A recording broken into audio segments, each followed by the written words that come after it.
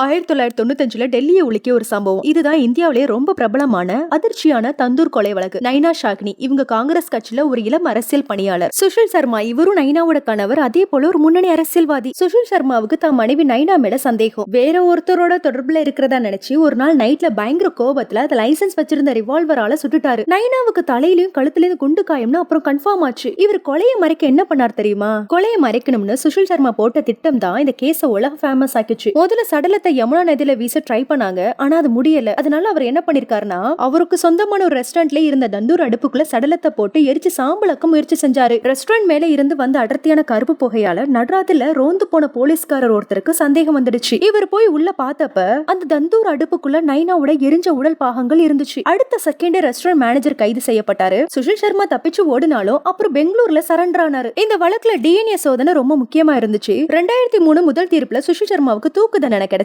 அதுக்கப்புறம் 2013 சுப்ரீம் கோர்ட்ல தூக்கு தண்டனை ஆயுள் தண்டனையா குறைச்சிட்டாங்க. ஏன்னா அது ஒரு தனிப்பட்ட உறவுல வந்த கோபத்துல நடந்த கொலைன்னு நீதிபதி சொன்னாங்க. கிட்டத்தட்ட 23 வருஷம் ஜெயில இருந்த சுஷில் சர்மா 2018ல விடுதலை செய்யப்பட்டாரு. ஒரு அரசியல்வாதி பண்ண இந்த கொடூரமான செயல் இந்திய வரலாற்றிலேயே ஒரு மறக்க முடியாத கிரிமினல் கேஸா இன்னைக்கும் இருக்கு.